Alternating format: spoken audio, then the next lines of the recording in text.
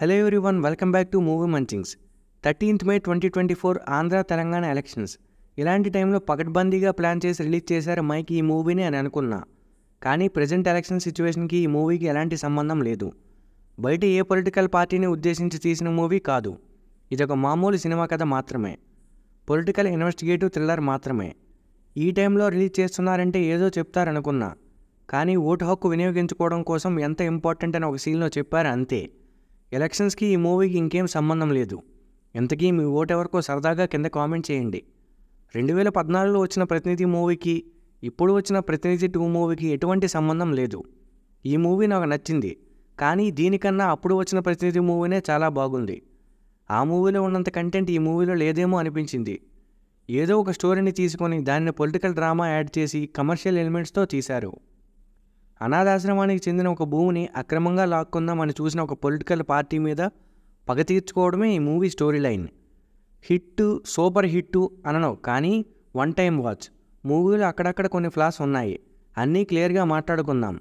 అంతకంటే ముందు మన మూవీ మంచింగ్ ఛానల్ని సబ్స్క్రైబ్ చేసుకొని బెల్ని ఆన్లో పెట్టుకోండి. వీడియో చివరి వరకు చూడండి. నచ్చితే లైక్ కొట్టి మీ ఫ్రెండ్స్కి షేర్ చేయండి. ఈ ప్రోమోని స్కిప్ చేయకుండా చూడండి.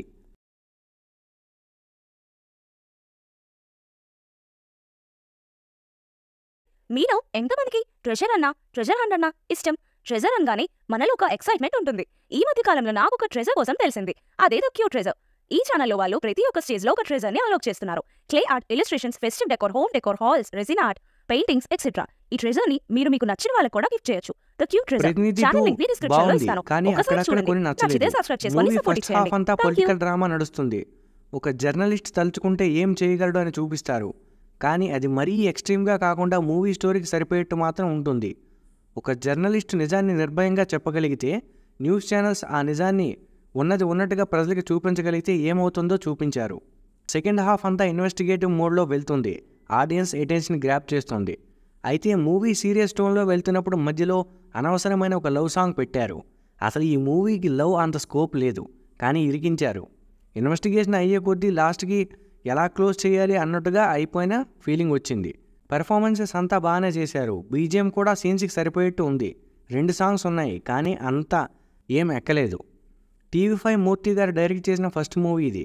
కథని బాగానే హ్యాండిల్ చేశారనిపించింది, కానీ ఇంకా ఇంటెన్స్గా తీసుంటే బాగుండేది. నాకు నచ్చని ఇంకో విషయం ఏంటంటే ప్రతినిధి 3 కూడా ఉంటుంది అని మూవీ లాస్ట్లో చెప్పారు. యాక్చువల్గా అంత అవసరం లేదు. ఈ పార్ట్లో సరిపెట్టుకుంటే బాగుండేది అని నా ఒపీనియన్. సర్లే, ప్రతినిధి 3 వచ్చాక మళ్ళీ మాట్లాడుకుందాం. అంతవరకు చూస్తూనే ఉండండి మూవీ మంచింగ్స్. మీరు మూవీ చూసుంటే ఎలా అనిపించిందో కింద కామెంట్స్లో మాతో షేర్ చేసుకోండి. లాస్ట్ వరకు చూసినందుకు థ్యాంక్ యూ. రివ్యూ నచ్చితే లైక్ చేసి వీడియోని షేర్ చేయండి. మన ఛానల్ని సబ్స్క్రైబ్ చేసుకుని బెల్ని ఆన్లో పెట్టుకోండి. మళ్ళీ ఇంకో వీడియోలో కలుద్దాం.